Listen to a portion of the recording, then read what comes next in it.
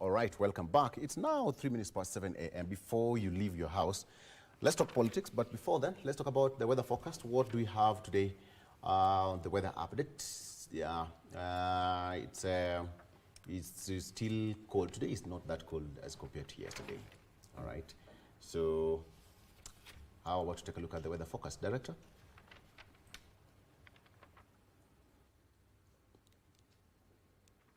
All right. So that is basically what's happening across the country. And of course, when you even look at how the weatherman said, of course, it's going to be rainy, but not that quiet for you to start planting. And so be a bit careful, be tulia kidogo, but it's the rain that is pounding better parts of the country. But the biggest point is we have to be very extra careful. We have to be very extra careful when it comes to all that. Have the gentleman, thank you so much for joining us. Peter Mutuku, who is a governance and policy expert, is also a professional in the delivery unit, Nairobi City County. Wilson Sosion is a former NAT Secretary and former nominated member of parliament, as well as Professor Fred Ogola, a gentleman with so many titles. One of them being? Of course, I mean, the one that you said, I'm a commissioner for People's Restorative Justice. Yes. But I'm also a party leader of a party that will form the government, because this government is not shooting the right bullets. Yes. The bullets they're shooting, they're not the right bullets. Which bullet are you talking about here?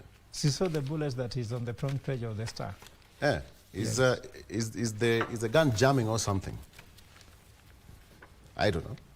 Tell us if the right bullets are lodged. You know, for example, what is the right problem in Kenya? The Kenyan problem is economic. Yes. But they're trying to make it political because Kenyans are crying about food. The country is in the mood of rebellion. Yes. For them, they think the country is in the mood of reconciliation. So when people are rebellious because there's no food, healthcare is not performing, education sector is in shambles, the unemployment is a big issue. There's now a market called jobless market. Can you imagine? What do you sell in a jobless market? So when all these are the main issues, for them they think is that it's political issue. You try to bring MPs in Karen, one group walks very entitled, that's the UDA MPs. Another group comes in walking with a lot of suspicion. Then when both of them walk out, they're all disgruntled.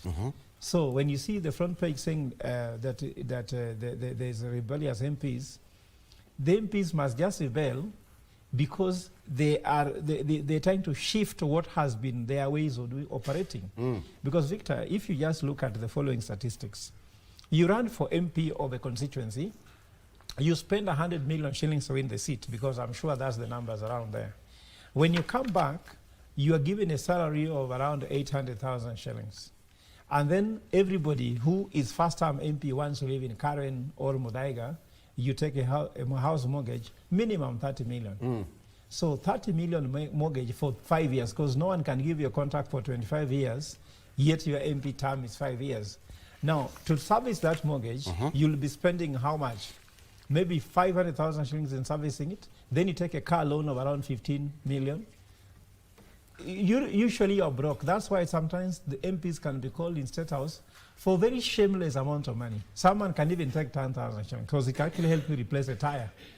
So what we are seeing is that MPs, the politicians, are living beyond their means. When you live beyond your means, you become very desperate. 900,000 shillings is not little money. How many Kenyans earn 900,000 shillings? Maybe just 1%. But you want to live beyond your means. When you live within your means, okay, actually what I'm trying to say, instead of making us MPs, we need to review the politicians' remuneration. These people should not be earning money which cannot work with the GDP. What are you talking about? No, yeah. Revise? We need to review their salaries. To what, downwards, how upwards? Can someone earn... Downwards or upwards? Downwards, because how can someone earn amount which has no correlation with GDP? When doctors ask for money, they're being told, show us how productive you are. Performance leads to your salary, isn't it? When teachers ask for salary to be increased, I was taught by a teacher, all of us see doctors here, isn't it? They are being told, show how you are performing, so we link your performance with your salary. But politicians, they earn above what the GDP can offer. We need to be talking about reviewing this county government. How can you have 47 counties where all is going on is theft? So instead of doing window dressing by saying MP should not take a bribe, that is addressing the symptom. The cause of the problem is that the political structure is not helping this country. The politics of this country is designed not to help the common man.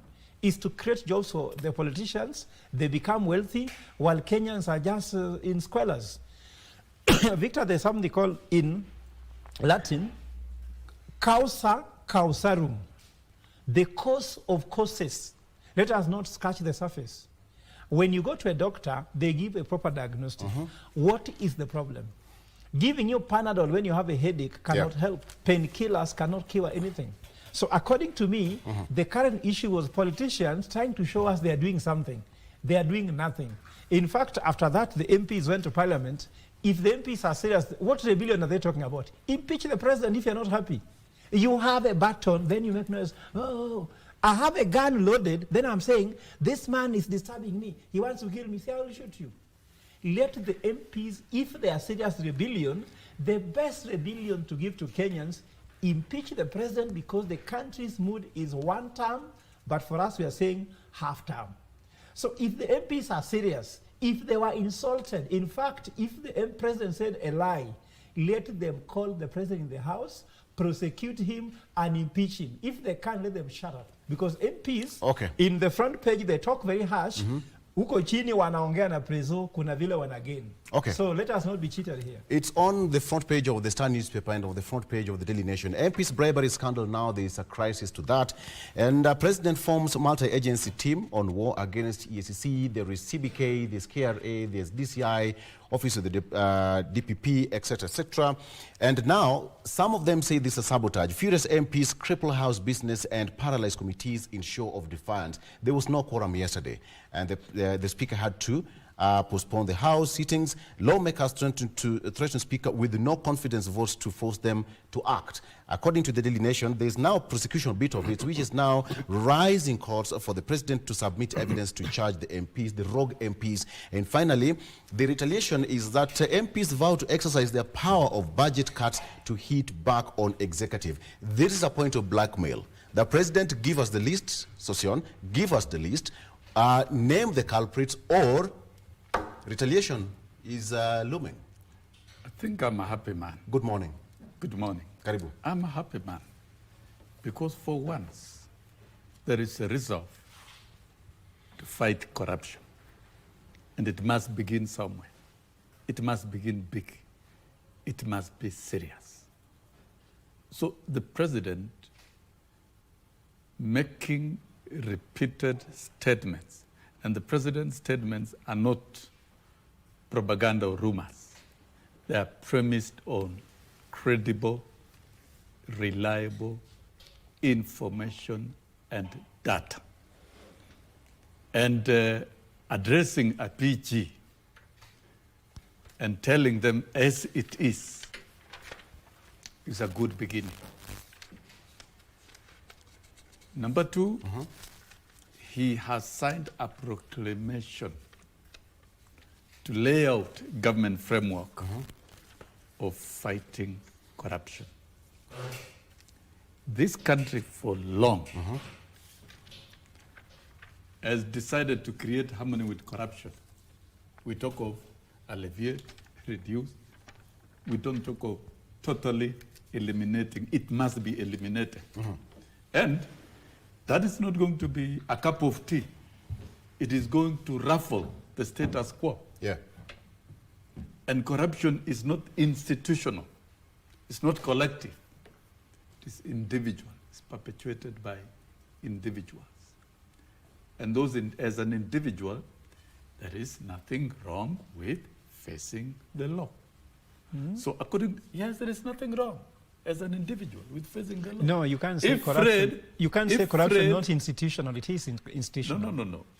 If Fred, I'm talking about, if you're engaging in corruption as an individual, it is not the institution doing. So if a member of parliament is taking bribes, it is not Parliament taking bribes. I think we should create a distinction between that, so that then we narrow down That's incorrect. the very problem. That's But then incorrect. overall, this country must be very deliberate. We must criminalize corruption and fight it not only in Parliament but everywhere. You were a member of Parliament. Everywhere, everywhere. You were a member of Parliament. Which committee were you in? I was in the Committee of Education and Labour. I never saw those bribes. So when you were a member of Very Parliament, absolutely. you did not see any bribes? I did not. I don't know, I can swear by the Bible. I didn't see. I did not see anything So called a what bribe has changed within membership of during my your time committee. and now? What has changed? I don't know. I'm not in the 13th Parliament, so I cannot speak the experience of 13th Parliament. I can speak about the experience of the 12th Parliament. But overall, you see, if you look at the 10-point agenda that was signed between UDA and ODM, one of them is fighting corruption. And I know it is not going to be a sweet agenda. There will be a push back and forth. But the president must be deliberate and push it. Because if you want to transform this country, we must keep our governance and all systems clean. We must keep it clean, free from corruption. We cannot create harmony with corruption and live with corruption. Somehow, the country must have a Damascus moment. There must be a Damascus moment in this country. Thank you. And the Damascus moment by everyone. Okay. And all institutions. We still have more time. Parliament must agree Thank you. to join the war against corruption. Thank you. Judiciary Thank must. The executive must. Peter, it is a Peter, moment for we us. are here. And what is happening, members of Parliament, for lack of a better word, showed that sense of unity yesterday in Parliament. And some of them actually called on the speakers of the National Assembly and the Senate to summon the president to appear before the House and shed more light. That perhaps shows the gravity of the accusation by the head of state. First of all, let me appreciate the fact that today you found time to invite us here. Karibu sana. I'm in between here. Next to me is Mwalimu, experienced, a former MP. Then there's a professor who is ready to form the next government. For me, I'm here defending the current status quo, probably, and thinking on how to correct things. Let's start with the president himself. He said these things to begin. He started in Homa Bay last week. And when a man says something twice, that man means business. He spoke about it in Homa Bay, and in Homa Bay there was everybody there from across the country. But now, on Monday this week, he talked to his own UDA members, and together with the brothers from ODM, he repeated the same things. First of all, as a Kenyan, hopeful of getting a good change, I would like to give the president, first of all, some chance and say what he said he made business. Yeah. Two, the multi-agency that was formed. Let us not see a multi-agency that is just going to play and give us results that are not what we expect as citizens. Number three, when the MPs go to the parliament and behave the way they behaved yesterday, you see the president spoke in public. So he never called them. He never called them in a private sitting and talked to them, and then they are telling us what the president said. He's a president who spoke. So in the public, they can still say, "Let him come and clear the air," because for me, it's important that we be accountable for any statement that we make. And the Constitution clearly says anybody can be summoned before the Senate or the Parliament to answer questions that people or the Kenyan citizen feel that they need answers. And now that the president, his deputy, and any other person there, they have been proved to be human beings. So they fall in the category of anybody. So it is upon the speakers to think whether it's the right time or not, but make sure that the speakers behave in a manner that allows the MPs to do their work of legislation other than making the noise that they were making yesterday. Because when MPs, the way they are saying the MPs rebel against the stories of bribe, why should it be a collective or behavior in a manner when the president says some of the MPs were even given 10 million? But every other MP now wants to fight for the sum of the MPs. Why? I mean, if I am a suspect, if I am suspected to have to have committed any offense while I was coming to KBC, the fact that we are 3 of us here and I did something doesn't mean that all of us committed. It is, you cannot, I will want to disagree with my good friend here, Professor, when you say that something, so for example, in Nairobi City County where I work, if 1,000 people are corrupt, it is the 1,000 people minus 1. Peter Mutuku Mutua. So if 1,000 people are corrupt, does that not mean that the whole institution is corrupt? It is all minus myself. So you'll get your time, wait. So for that matter of saying that it is the parliament, it is some elements in the parliament, the same parliament, the 13th parliament, we know people who profess good faith, who have good manners, whose socialization is stable, and others are of questionable character. And I think that is the group of people that the president was referring to. So for me, as a citizen, first of all, because primarily I'm a citizen before becoming anything else in this world, and as a citizen, I would wish the president comes out or uses the office of head of public service, writes down to the parliament and make it public, so and so, a member of parliament from this constituency was involved in collecting the 10 million, and a senator and as some of his proxies, they were the ones who are demanding 150 million from a certain governor. If it is that way, then we will be fair. Okay. Victor, give me a right to answer this question because they have systematically talked about it. I just want to clarify. Okay. I want to tell my brothers Osiona and George. No, so address me appropriately. Peter Mutuku Mutua. Peter Mutuku, sorry. He's present here. Sorry, my brother. I'm very sorry. Honestly speaking. Okay. When I say that it is systematic or institutional, Peter, I am an expert in this field, isn't it? There's called sporadic corruption whereby 1-2 people pick money there, isn't it? That's always easy to deal with. But there's what called systematic corruption, but also there's institutional corruption. When the president quotes the following, Peter, just be transparent and objective. He says, in the House, there's what he call soko huru, isn't it? What the president mentioned. Yes. Yeah. Do you know what soko huru means in English? Free market. Free market economy whereby there's a willing seller, there's a willing buyer, there's no protectionism, isn't it? That's institutional. He says there's chairman of welfare.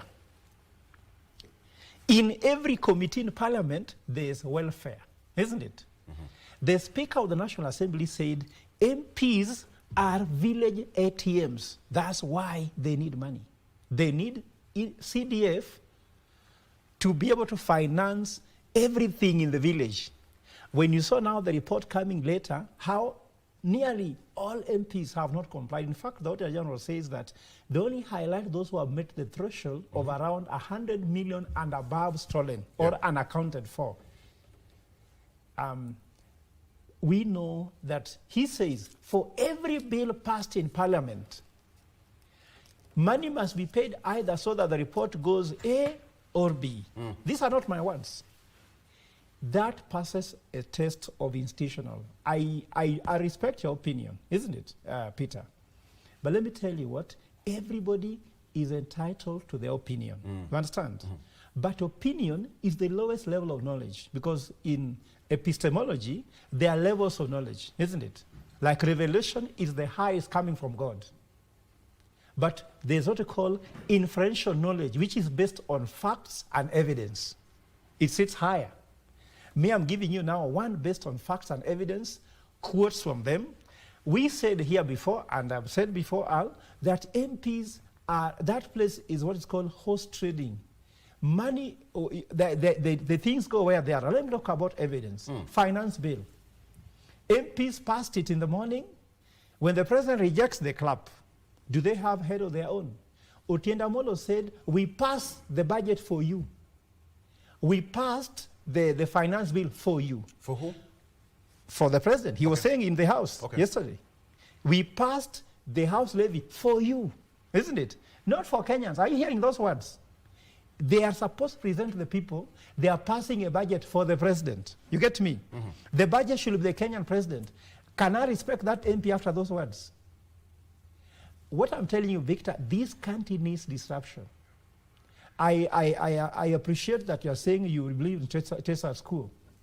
Kenyans don't want status quo. Even when you tell me the president is serious, and you're telling me that a man speaking twice, the president was voted as the best liar in the world, isn't it? And these are not my words again. You can find evidence for it. What has the president... I can't find that. What has the president said and did? And let me even leave that alone. Let me leave that alone now, Victor. Tell me one thing the president said he will do, and he did. The maiden project of the president was Hustler Fund, isn't it? Which was launched at Norfolk here across the road. On 30th of September, only 13 days after he took office, it collapsed. Everything you hear, and even this one, he even said, if anybody will be found stealing, he will be shot, isn't it? Who has been shot? And then let me tell you what, the commander-in-chief is him, isn't it? But again, the commander-in theft, it's him. No. Because what I'm trying, listen, Victor, listen, just let me justify. Victor, Auditor General has flagged State House. Just take back that. Prof. Auditor General has flagged State House. Prof. Just take let me prove this. Allow me to just take back that statement, kindly. Okay, let me say another way. Auditor General has flagged State House. No, just take back that statement you've made, kindly. Which one? The auditor? Auditor General. No, you said there's something talked about theft and something. Okay, let's put the theft aside. No, just take it back properly, kindly. Okay. Victor. Before Susan speaks, I would allow me to speak. Victor, kindly guide these. The question I want to ask all of you, when the president says that there are certain bills, and based on what you've said, that Otienda Molo said that some of the bills were passed to the president. Yes, for him. For him. Yes. And now we have got several committees handling several reports. Was that this really showed to some of the reports coming out to the public domain, and even some of the bills that being passed there too, for Wanjiku? Before we continue, before he talks, there is something I would like you to request you 1 minute before I bring him on. Yeah, please. We have so many things to discuss today, and we can't discuss everything. Can you guide this process? We just deal with a few, and today, you know, the debate of today is because of last week and on Monday. Let us use those boundaries for today. Then tomorrow you can call us and talk about other things. I'm doing that. Yeah. Thank you. Well guided. So, Mwalimu, based on that, the bills, the reports coming out, and some of them, I was here with the Deputy Governor of Turkana yesterday, and he aptly said that some of the governors actually complain that whenever they appear before these committees, there are certain demands. That is a deputy governor speaking.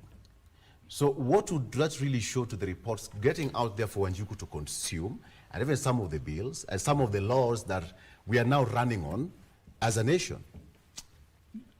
Number one, Victor, I believe this is a very serious show. I get true. We are communicating to Kenyans. We cannot afford to trivialize serious matters and be reckless in the way we choose words, like the way Prof is doing. I think it's good. We get extremely civil and we debate for the good of the country.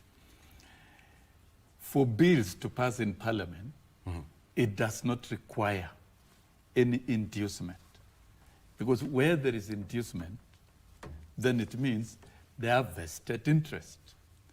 And Parliament as an institution cannot legislate in the interest of certain individuals. It shouldn't. Legislate for the good of the country. Whether those bills originate from government or they originate from members of Parliament, taking bribes so that a bill can be enacted is a tragedy. And we know it does happen. People, business and corporates interest will always have interest in legislation, to have legislation one way or the other, to create avenues for them to do shoddy business. That should not be the case. That shouldn't. It shouldn't happen in Parliament. Parliament should be a corruption-free zone, particularly when it is about the process of legislation. Yeah. Number two, in reports, that's about oversight. Oversight is a duty exercised on behalf of the people of Kenya. It is a power donated by the people of Kenya. And this one, it's assisted by many credible reports, either the Auditor General's report, because Parliament must rely on such if it is about financial impropriety and Say delegated, not donated. It's my turn. When you donate, you can't get back. It is my turn. Delegation, you give and you can take back. You know, this is an important clarification. It is my turn. Okay. It's also my turn to give you tea. Yes, so it is the turn to give. I win. No, you've not won.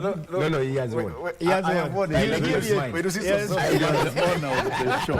You know, you've had You are the honor of the here. show. Kericho is here. No problem. Bring We'll be tea. right back. Let's take a break We'll for be right back. tea. We'll be back shortly.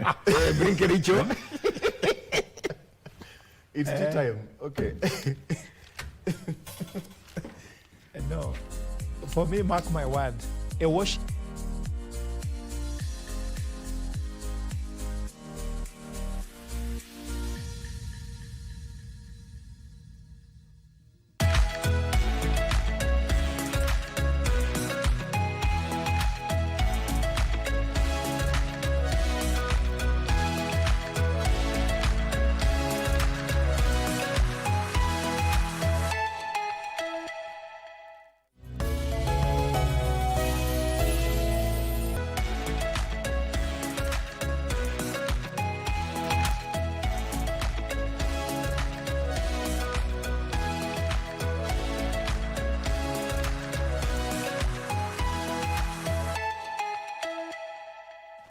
All of us have their cups of coffee, so Sion is a happy, happy man.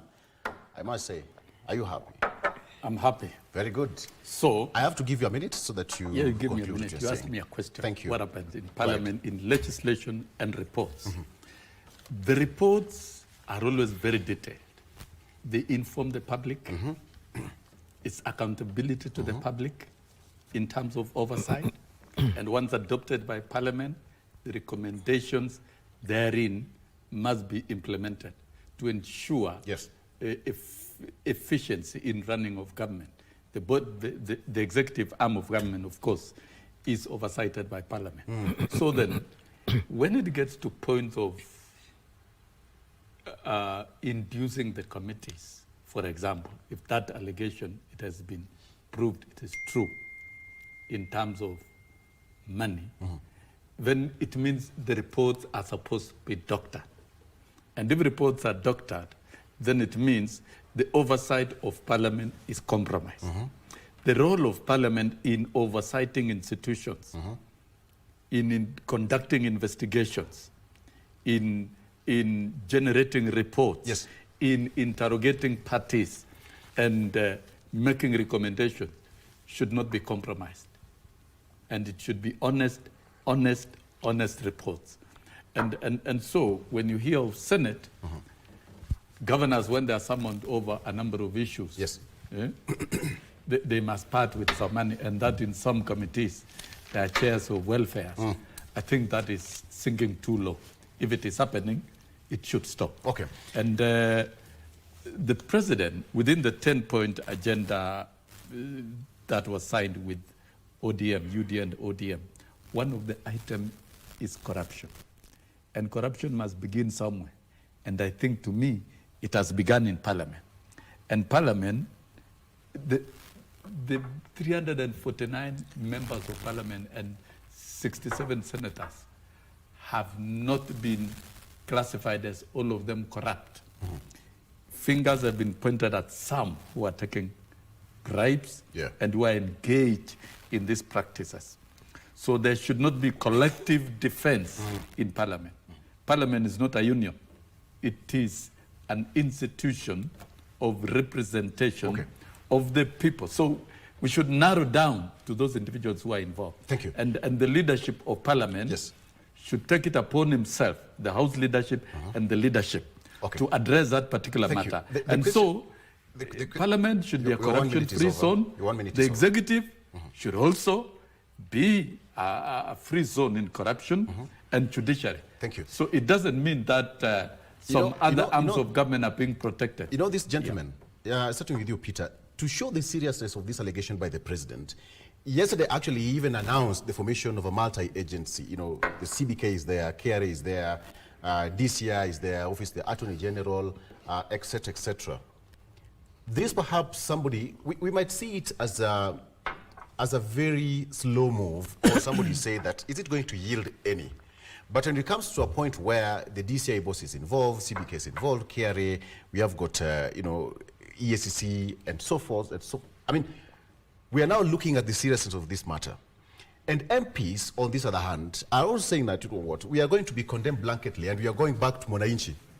Whenever a member of parliament now walks out there to Wanjiku, I would imagine the kind of defense they're going to put out there during recess. When the president spoke, first of all, from when he was in Homa Bay, then he repeated the same thing on Monday. These things were well thought. They discussed with, of course, the advisors. They looked, and you know, remember, he pronounced himself as a consumer of raw intelligence. So he was, whatever he was speaking, been a member of parliament before. No. You see, member of parliament or not, and he says that by the virtue of the position that he holds in this nation, he gets information on what is happening. Even now, he knows what he's doing here because there are people who are listening. The fact of the matter is this: I don't want to lose, you know, the way, you know, there was Peter in the Bible, for those Bible scholars. When Jesus told him, come, when the moment he doubted, he almost lost his life. Now there is a man in this nation who is the president of the Republic of Kenya. He has said twice that he's going to fight corruption. He has said, even went further and gave some details that we never expected to come from him, that some people in parliament collected, who are members of parliament, collected 10 million so as to have the anti-fraud bill passed. And then he said, Sokohuru, a certain governor, was asked to give 150. Now what we expect, 150 million. Now what we expect Not now, gave. He gave 100 million because he pronounced himself. And as just the way Peter said, if you are the one, tell me to come. But now you are the one who said it, Mr. President. Tell us these people so that we are at peace, so that when we come back here to KBC, we are discussing other things. Nobody in this nation is superior to the president. He found the courage and said 10, some people collected 10 million. Let's know the people, so that we separate the institution from a few rotten people, so that when it comes to their time to go to the public and start asking for the vote, we know it's not my MP, it's not the other MP, so he will come out and name them. And let me tell you something, this MAT is called MAT Agency Team. People should be careful. Those people who had issues with the law, that they were said they were involved in corruption of this nature in the counties at national level, their accounts were, you know, they were told they cannot operate their accounts and so forth. Let them know, imagine now, they have friends in those institutions. It's not about friends, it's not about kinsmen, it's about the law and what the president had said. So for me, what I would wish, so that we don't continue this debate when we are talking about an amorphous statement, as something that is shapeless, in the manner that, who are these people who are involved in collecting the 10 million? The president had the courage to speak about it twice. And maybe wherever he is today in Japan, he may mention it again. So if he had the courage to speak about it twice, let him mention, this is what I know. as honorable so-and-so, honorable so-and-so, honorable so-and-so, and then he goes to Senate. Senator from this county sent his proxy by the name of this and this. He collected this amount of money from a certain joint in the city. The money was handed over, and is this way it was shared. What is big in that? Okay. Why should we keep thieves in our parliament? That's okay. Thank you, Peter. But then another question: how will this change the political landscape? This to all of you, Prof. So first of all, what is happening currently is that the meeting that took place in Karen, what was it supposed to achieve? Was it supposed to summon these people about how they are stealing, or it was a PG meeting where they're supposed to come together and have a unified ways on how they want to achieve corruption? If I was the president, because now I don't want to talk about him, if I was the president, I could have gone and told these MPs that corruption is a cancer in this country. This country cannot develop if corruption is still there. So they're supposed to come with a joint PG outcome on what the MPs themselves would do, the ODM, the UDA, the way forward. Not a lecture. Because I can tell you, you saw that some of them who are giving lectures were being heckled. Later, they went now, because why do you meet people in Karen? As that was a very cohesive, intimate meeting, then they go and start shouting at you in parliament, if the outcome was good. They could have met in a way by the president could have not started accusing, throwing fingers, because now they're telling him, you are the one who give. If they take, you give. We pass the bill for you. So instead of accusing them, the issue was that, how can we come together? Because even sinners can go, for example, you're in a cell, you can say, Sisi, we have been jailed here for 10 years for stealing. Tomorrow is our day of freedom. How do we go out there and become good people? And I can tell you, my brother, everybody should be allowed the freedom to confess and to have Damascus moment, because Jesus himself allowed Paul, who was actually the church allowed Paul, who was persecuting Christians, killing them, to become a leading apostle. Paul went on even to get the name of the Pope, Pope John Paul II. This guy was killing people. So everybody is allowed actually to have that, the Damascus moment. Don't always try to be vindictive. But the way forward is, the president could have not gone on to start telling them they are the cause of corruption. He's been a member of parliament. What did he do about it? Isn't it? This should have been a rallying call. In fact, Victor, I said earlier that let us go to the cause of causes. Where does these things begin? Our voters there who want to vote for you for anything, they expect you to spend money on them, isn't it? The political parties themselves, ODM and UDA, gave the ticket to these MPs who are thieves, isn't it? So they are being told they are the ones who are corrupt. Who gave them the party tickets? So the political process to getting to parliament is also a cost to all this. And I want to say... Can you answer this in 1 minute? How will it change the political landscape? Now moving forward, this was said, look at the audience at the devolution conference, and again, look at the audience at the parliamentary group meeting. Let me tell you, these are two powerful audiences. There's nothing is going to change. I can tell you, the way it's being done, I've told you, is the wrong way to do it. So you cannot be able to expect good results out of a wrong process. The process should justify the results. Garbage in, garbage out. Victor, this thing is simple.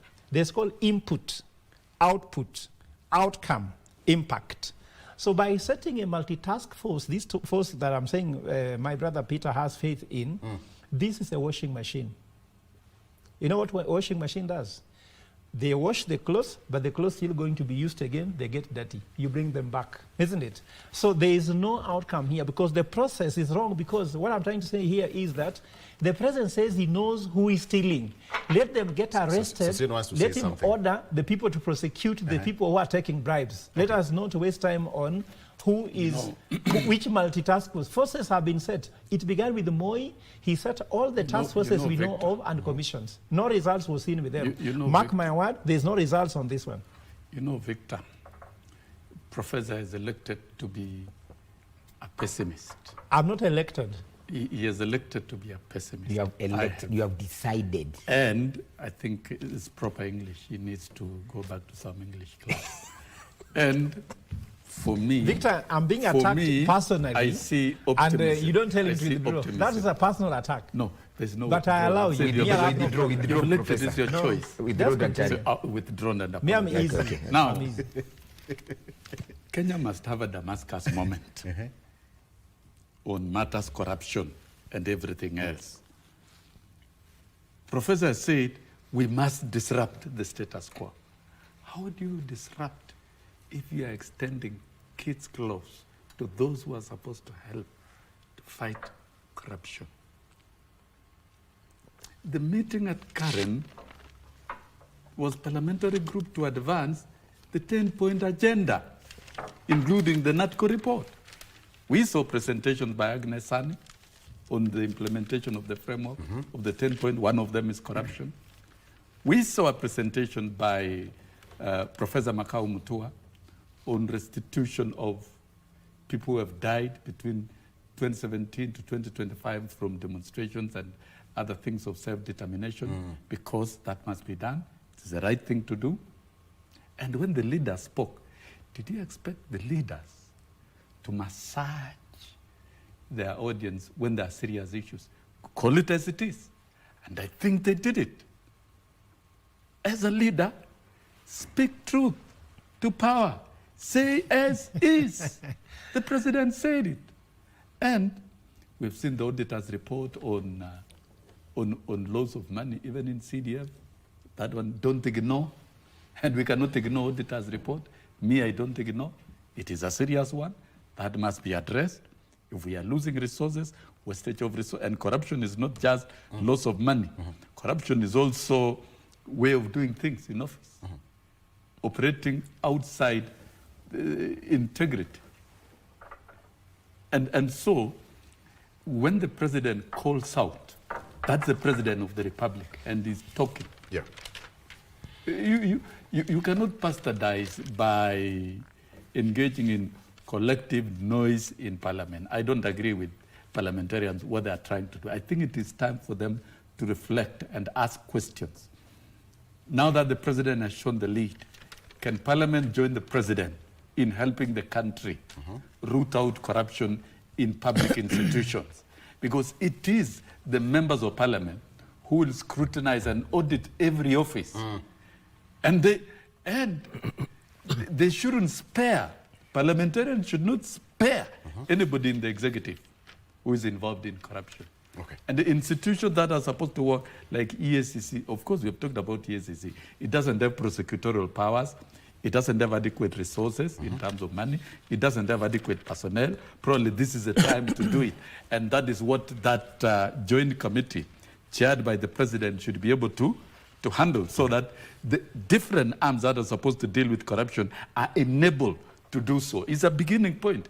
And when it is chaired by the presidency, then it means it is a serious agenda in the presidency and in the country and in government to fight corruption. And I agree with Moses Kuria that probably that team should be broadened, so that we have the civil societies also sitting on board, we have the churches, we have other institutions, so that it becomes a whole society approach.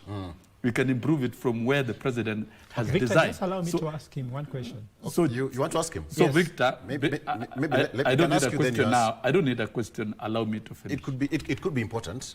Prof, What is what's the question? what is stopping the resources to be taken to EACC, then create another mongrel of a body which will still need resources? Not creating. If mistakes were made in the past, like remember when Moi created Kenya Anti-Corruption Commission during his time and placed John Harun Mwau, who is also known to be corrupt, to be the chair of anti-corruption, then you can see non-intention from the executive. And the fact that this institution, the architecture of these institutions in the past, with the past executives, the institution had not been given power and capacity while Mwalimu to do that. While Mwalimu is quick to correct us students when we have made a mistake, myself and my other student Ogola, allow the student now from this side to correct Mwalimu by telling him to withdraw the accusations against Harun Mau that is corrupt, because he's not known and it's not in record that he's corrupt. I'm sure you're not voting. No. Giving examples. No, but the examples must be credible. And when PLO Lumumba tried to move furiously to reform the Kenya Anti-Corruption Commission. Have we withdrawn? You have not. No, I don't know why you're allowing him to continue. I am not withdrawing. Eh? I'm making my statements, and I'm entitled to my statements. Okay, we leave him to defend his statements. Okay. I'm talking how the corruption institutions were mismanaged by the executives so that they don't work. Okay. So it is deliberate that you don't allow EACC to prosecute, that you don't allow EACC to have personnel. And I think now is the time to enable this institution. Right. The president has begun from a certain point. And the point where the president has begun, the president should now take it full scale and full throttle. Let's now tighten our so that, and I think all of us must support the president. We are now approaching the runway. We are almost landing this plane now. But not with me. No. We are still okay. Approaching. We are descending now. Based on what I asked, how is it going to change the political landscape? Because the united front against corruption should be national, all right? It doesn't matter who is going to fight it, from the president, from members of parliament, including all of us here. It was a responsibility to do that. So how is it going to change the political landscape? Let's just get into the political bit of it for just 1 minute each. Let me start with you. Well, I wanted to, first of all, to pick his thoughts about when he asked Dr. Mwalimu about why president will not channel funds to EACC. Yeah. Common sense tells you when something becomes as difficult as it is, you form a task force. The multi-agency team, it should have the word task force. Task force is given timeline, short timeline with targets, because the existing systems have not been able to handle it as it were. That's why it gave the wisdom of forming MAT. Now coming to the landscape, it has already changed, especially when the newspapers published the laws of money by CDF, CDF constituencies, and we saw the members of parliament that were named there. Yeah. They went ahead and started Kwanini Peketu. Then we have gotten to know even other constituencies that it was this list appeared of over 90,000 to 100 over 90 to 100 million and so on. There are also other constituencies that have lost about 30 million and so. So basically what has happened now, the landscape, political landscape has changed. So anybody who has ambition, who wanted to contest in a certain constituency, now is going to be free for you. You may not even spend a lot of money, Professor. You need to go for that seat, wherever you had eyed. Now the change is here. We are going to, I'm speaking now as a citizen, we are not going to vote them in, we are not going to vote corrupt people in, we are going to vote them out. Those people think or assume they are clean, come forth, and we are going to elect you. Okay. And what is also going to happen, quietly and unknowingly, our president and the prime minister, they did what they accused these MPs. Somebody somewhere is trying to use what is called in philosophy or criminal philosophy, PD, prisoner's dilemma, where you are going to tell the MP, kindly tell us how much you took and how much you took elsewhere. So it's going to be a back and forth, because we are likely to find some members of parliament from the way they were behaving yesterday at parliament, starting saying, yes, we collected it, we were under instruction of so and so, and we took this one from Daktari here, and we took this one to this professor. It's going to be, politically, it's going to be messy. So if it's now time for those people wait for crisis to make a good of the crisis, because you already have political crisis where people are not going to agree. Okay. Either in ODM, UDA, or any other party, they are not going to agree. So you have space, launch your bit, you are likely to get something. Very good. So Victor, let me say that in my party, we came out with a model called Evolve, that the country needs to evolve.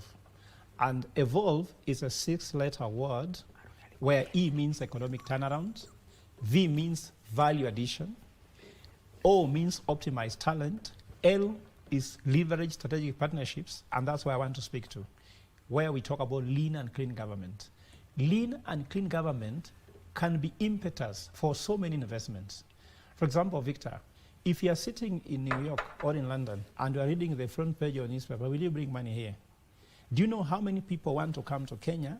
And if you go to State House, there are 3 gates, isn't it? There's gate A, there's gate B, there's gate C. Gate A is the official gate if you want to go. You write a letter and you get appointment with the president if you want to. Gate B, should you have a relative, for example, if you are a friend or association, you can hold his trouser and you can go through it. And gate C, normally if you bribe, isn't it?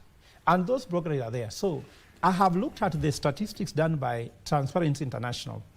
They have categorized corruption into 3 categories. One is called petty corruption, whereby some people masquerade to pick money from others.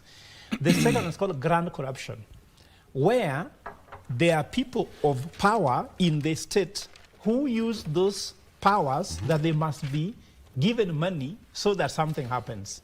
And the last one is called state capture. Now, state capture has gone to the highest level, where individuals, sometimes outside the government, hold the state into hostage, whereby something cannot happen at EACC and the rest. Now, where is Kenya? Is Kenya where individuals outside government hold the state institutions hostage? No. What we have in Kenya is whereby people within government are the ones actually who are corrupt. In this way, there is no need of appointing a task force outside to investigate them. It is the president who appoints EACC chair. True or false? All those officers he has appointed to come to the task force, he's the same one who appoints them to those offices, approved in parliament. So do you know why this is interesting, Victor? Is that all the people whom he's appointing are approved in parliament. All institutional bodies are approved in parliament, appointed by the president. So let me tell you what. The corruption will end when the president has seen it to be something he does not want to see. Then parliament will discover they have a boss who do not want to see corruption, isn't it? And the people who are state officers will be meeting a boss who don't want to listen to it. But lastly, I want to take a break. Let all Kenyans not see corruption as government. All Kenyans must look at themselves in the mirror and ask themselves, what role are they playing in corruption, and change their mind. Prof, let's take a break. And come back, I'll give you 2 minutes each so that we give a round of closing remarks. And then the president is also in Japan, TICAD, one of the biggest body that 40 members of presidents are attending, and it will be a 3-day event. Let's just take a look at that and what we are benefiting from there when it comes to health, infrastructure, etc., in 2 minutes each. And then lastly, the governor of Kericho is facing the senators today, again, for the 2nd time in 10 months. We are going to take a look at that. He'll be facing the senators for his impeachment case. That will be taking roughly 10 minutes, then we wind up. Stay with us.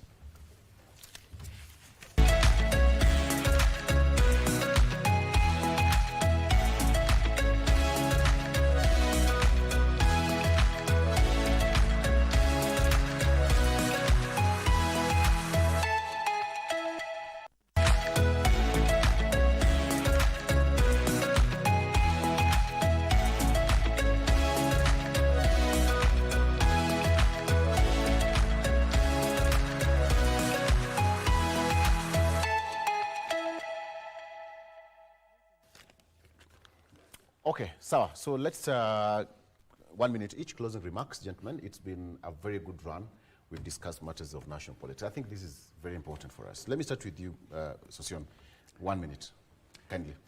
Yeah, when the political ecosystem is going to change with determination to fight corruption, and the chemistry of Kenyans and the thinking of everybody in society will turn to a positive angle of fighting corruption, including the brand of leaders, the type of leaders to be elected in the next election. If this agenda of fighting corruption will be cascaded down to the grassroots level. So the narrative actually is absolutely going to change. And once we bring corruption down to zero, then we can achieve true transformation. This is what the Asian Tigers have done. They fought corruption to zero.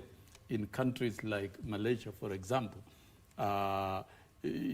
when you're involved in corruption, it's so criminalized that you're even sentenced to death. So nobody dares engage in corruption. And I think This is a revolution we need in this country. This is a disruption of the status quo that we need in this country. Because I think for over 60 years, our economy has been resilient to years and years of raw corruption. And I think it is time we kicked corruption out of this country. The president's determination needs to be supported. And once in our period of independence, let us accept to get out of corruption completely, criminalize corruption, demonize corruption, and have a country that is free from corruption. Thank you. Better way to stop it. Yes, Peter. Let us all of us join hands and fight corruption in our small ways, and let us give a second chance to the leadership of this nation. They have pronounced themselves. A task force has been formed in the name of multi-agency team. Let us give them chance and be hopeful that things are going to change. Things may have been bad in the past, but now that we have hope, let us join the hopeful ones and join them in action, in deeds, and in thoughts, so that we start with ourselves, fighting corruption in our spheres, and gradually we are going to eradicate corruption in this nation. That is a thing that we need to talk about, think about, discuss about, research on, so that eventually the dragon is slain. The dragon is slain. Very well put. Prof, 1 minute as well. Yeah, fellow viewers, I want to tell you that corruption is the so-called economy of corruption. Corruption makes things happen. And it won't start by these current leaders. Mark my word. Corruption, everybody must pay a price, including you, a Kenyan citizen. There is what they call the price of electing bad leaders that you have to pay, but there's a price that you have to pay to get good leaders. If on election day you want to eat for one night, then you fast for 5 years, the choice is yours. But if you want to fast for one night and get the right leader, then actually you are going to be fed in the next 5 years. So the choice is yours. And I want to say that corruption at the moment looks like weather. We complain about it and we do nothing about it. Let's do something. Let's do civic education, educate anybody on the bad of corruption. I want to end by saying the net effect of corruption is bad for everybody. Can you imagine if you are in charge of water treatment in the county, then you take the wrong water treatment plant because someone has bribed you, then the same water will pollute the whole county and even kill some of your family members. So we call them wisdom of fools, thinking that you are gaining by taking a little amount of money, but actually you can kill even your own family. If you're a policeman, you take a bribe down the escarpment, and then that car, which has no brake, goes to hit your son or daughter, you have lost. So let us stop corruption, because the wisdom of fools, when we are clean, all of us will gain. Thank you, and God bless Kenya. Thank you very much. The gentleman who has spoken last is Professor Fred Gola. He is the Commissioner, People's Restorative Justice Commission. Next to him is Mheshimiwa. That title of... Call me a veteran educator instead of juggling around things. Mwalimu is good. He's a very good By the way, he's a chemistry teacher. Yes. Wow. So what is the solution to all these problems we're facing? The chemical you make solution. sure that there is a stable equilibrium. What do we Forward reactions and backward reactions should be equal, and it must do we attain use a some pipette to stability. gauge the members of parliament? Do we use a burette to gauge the president? No, you calibrate using all those instruments and ensure that the you atomic attain structure and a periodic very table doesn't stable, work. and you attain a very stable chemical equilibrium. A very good point to have a litmus test for the executive and the legislature, right, Mwalimu? Very good. Peter Mutuku Mutua is also governance and leadership expert. Gentlemen, thank you so much for being a part of the show. When we talk about corruption, we have just to fight, all of us. I mean, we can never take any slight movement about that. Thank you so much for being a part of the show. A quick one. Chan Iko KBC on Friday, Kenya will face Madagascar, early kickoff, and Tanzania will face Morocco. Yesterday, Sudan drew 0-0 with Senegal, and finally, Nigeria beat Congo 2-0.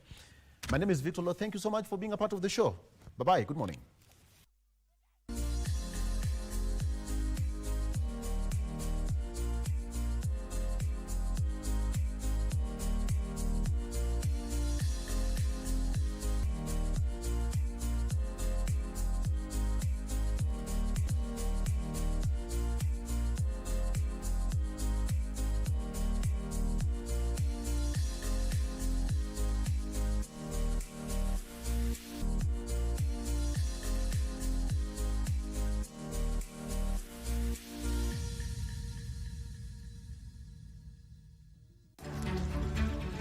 Kwa majina naitwa Anthony Mzee Obala.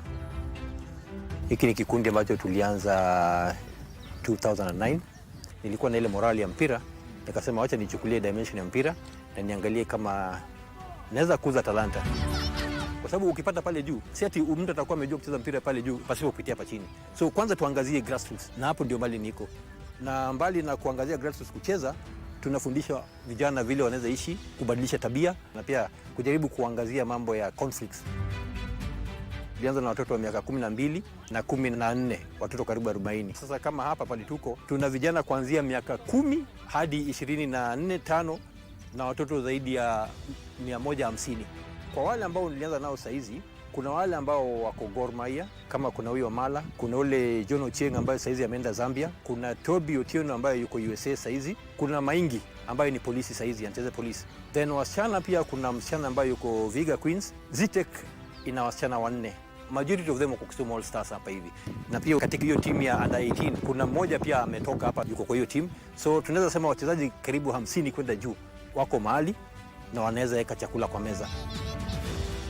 Mpira ikiisha ni wapi unaenda? Lazima ukuwe na kitu ya kujishikilia. Na pia wale wako mtaani pale maybe ambao wachezi mpira wawe na mahali pao pia ambao wanaweza kuja kufanya vitu wanazofanya ili ya kujisaidia. Tukawa pia tunafungua sekta ya photography na film. Wale ambao tulianza nao kwa film tayari saizi wameform organization yao inaitwa Naweza. Tena kuna vijana wa karibu 7 saizi wanajifundisha DJing. Na tunania kuwa baada ya muda tutakuwa tumeleta mabadiliko katika jamii. Nitashukuru kwa sababu waziri pia alikuwa hapa na akatuambia wanaenda kutuingiza sisi tutakuwa kama Satellite Academy ya Talanta Hela upande huu. Ni program nzuri ambayo inalenga vijana chipukizi. Mayouth wetu kama kuna talanta tuende polepole, tuweze kusikiza, tuwe na nidhamu na waweze kujua maisha si ati vile iko tu itakuwa hivyo, lakini tunaweza ibadilisha.